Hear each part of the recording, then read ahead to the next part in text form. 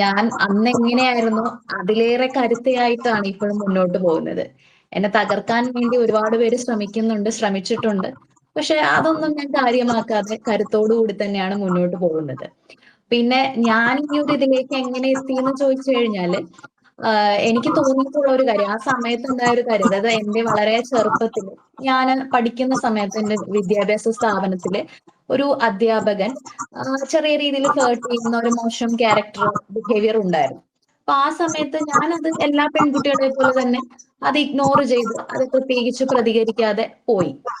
പക്ഷെ പിന്നീട് കുറെ വർഷങ്ങൾക്ക് ശേഷം ഒരു പെൺകുട്ടിക്ക് ഇതേ വ്യക്തിയിൽ നിന്ന് വലിയൊരു ഉപദ്രവം ഉണ്ടാകുകയും അത് വാർത്തയാകുകയും അതിനെതിരെ ആ വിദ്യാഭ്യാസ സ്ഥാപനത്തിൽ ഇഷ്യൂസ് ഉണ്ടാവുകയും ഒക്കെ ചെയ്തു.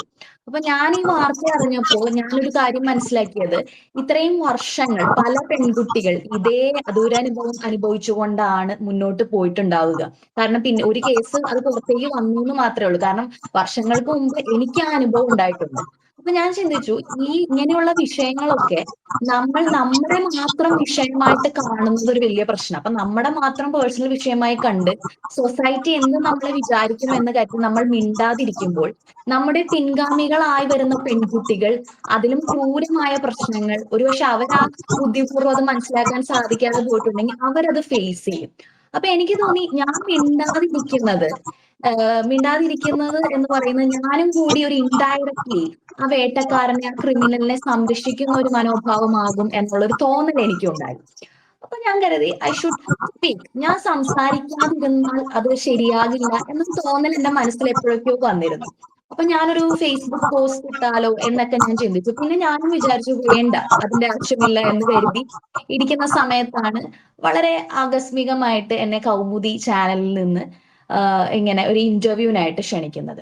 അപ്പോൾ ഞാൻ ഓക്കെ പറഞ്ഞു. അങ്ങനെ ഇന്റർവ്യൂവിന് ചെന്ന സമയത്ത് അവരെന്നോട് പല വിഷയങ്ങൾ ചോദിച്ചു. ഞാൻ രാഷ്ട്രീയത്തിലുമൊക്കെ ഇൻവോൾവ് ചെയ്യുന്ന ഒരു വ്യക്തി ആയതുകൊണ്ട് പിന്നെ ഒരു സ്ത്രീ എന്നുള്ള നിലയിൽ എന്റെ ആ സമയത്താണ് എനിക്ക് തോന്നുന്നു ശ്വേത മേനോനൊക്കെ അമ്മയുടെ പ്രസിഡന്റ് ആവുന്നത്. അപ്പൊ അതേ സംബന്ധിച്ചൊക്കെ സംസാരിച്ച കൂട്ടത്തിൽ സ്ത്രീ വിഷയങ്ങളെ കുറിച്ച് സംസാരിച്ചപ്പോൾ ഞാൻ എന്റെ ജീവിതത്തിൽ ഉണ്ടായ ഒരു അനുഭവം അത് പറഞ്ഞു. അപ്പോഴും ഞാൻ പേരെടുത്തോ അല്ലെങ്കിൽ ഇന്ന രാഷ്ട്രീയ പ്രസ്ഥാനമോ ഒന്നൊന്നും പറഞ്ഞിട്ടില്ല. കാരണം അത് ആരെങ്കിലും ഹേർട്ട് ചെയ്യാൻ വേണ്ടിയിട്ടല്ല. പക്ഷെ എനിക്ക് തോന്നി ഒരു വ്യക്തി എന്നുള്ള നിലയിൽ ഞാൻ എവിടെയെങ്കിലും അത് മാർക്ക് ചെയ്തില്ലെങ്കിൽ, എവിടെയെങ്കിലും ഞാൻ പറഞ്ഞില്ലെങ്കിൽ എനിക്കത് പിന്നീട് ഒരു പെൺകുട്ടി അയാളിൽ നിന്ന് ആക്രമിക്കപ്പെട്ടു എന്ന് കേട്ട് ആ കുറ്റബോധം കൊണ്ട് എനിക്ക് ജീവിക്കാൻ പറ്റില്ല. അങ്ങനെ ഒരു ഫീല് വന്നപ്പോൾ ഞാൻ ആ ഒരു കാര്യം എനിക്കുണ്ടായ ഒരു വിഷമം എവിടെയെങ്കിലും പറയണം എന്നുള്ള രീതിയിൽ ജസ്റ്റ് പറഞ്ഞു.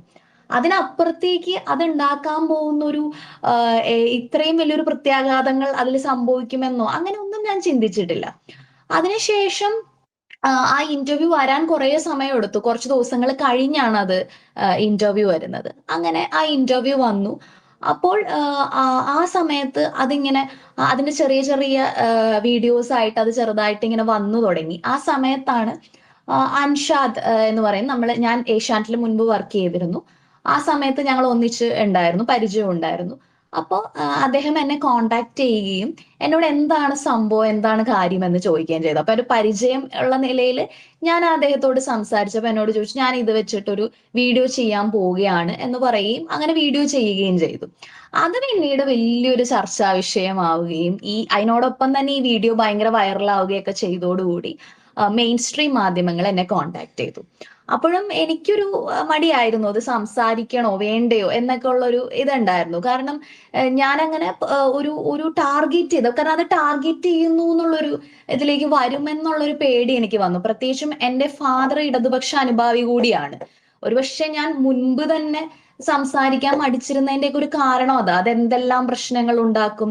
പിന്നെ എനിക്ക് വി.ഡി. സതീശൻ എന്ന് പറയുന്ന വ്യക്തിയായിട്ടുള്ള ഒരു ക്ലോസ്നെസ്, അതൊക്കെ ക്രിയേറ്റ് ചെയ്യാൻ പോകുന്ന ഇഷ്യൂസ് ഒക്കെ പേടിച്ചിട്ട് ഞാൻ വിചാരിച്ചു ഞാൻ ഒന്നും പറയണ്ട എന്ന് വിചാരിച്ചെങ്കിലും മാധ്യമങ്ങൾ എന്റെ വീട്ടിലേക്ക് എത്തുകയായിരുന്നു. അപ്പൊ അവര് പറഞ്ഞു, ജസ്ട്രീനി ഇത് ഇത്രയും വലിയ വൈറലായ സ്ഥിതിക്ക് ജസ്റ്റ് ഒന്ന് സംസാരിച്ചാൽ മതി.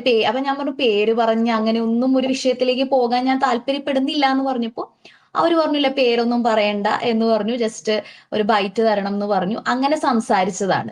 അപ്പൊ എനിക്ക് എന്റെ ബോധ്യങ്ങളുടെ അടിസ്ഥാനത്തിൽ ഞാൻ മനസ്സിലാക്കിയ കാര്യങ്ങൾ കൃത്യമായിട്ട് ഞാൻ അവിടെ പറയുകയും അന്ന് ഞാനങ്ങനെ ഇതിലെന്ത് സംഭവിക്കുമെന്ന് ചിന്തിച്ചിട്ടില്ല. ഞാൻ വിചാരിച്ചത് എന്റെ മനസാക്ഷിക്ക് ശരിയെന്ന് തോന്നുന്ന കാര്യം എല്ലാവരും മൂടി വെക്കാൻ ശ്രമിക്കുമ്പോൾ അല്ലെങ്കിൽ ഒരു പെൺകുട്ടി പോലും മിണ്ടാതിരിക്കുമ്പോൾ ഐ ഷുഡ് വോയിസ് എന്നൊരു തോന്നലുണ്ടായി. ഞാൻ അതങ്ങനെ എന്ത് വന്നാലും ശരി എന്നുള്ള ഒരു തോന്നലുണ്ടായി.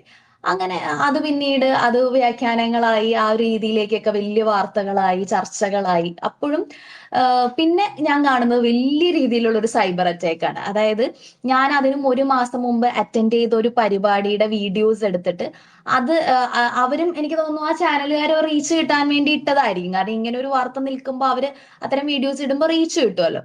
അതിന് വെച്ചിട്ട് ആളുകളുടെ ഇടയിലേക്ക് ഇപ്പൊ ഇവളിതേ നോക്കൂ ഇങ്ങനെ അല്പവസ്ത്രധാരിയായി വന്ന് നിൽക്കുന്നു.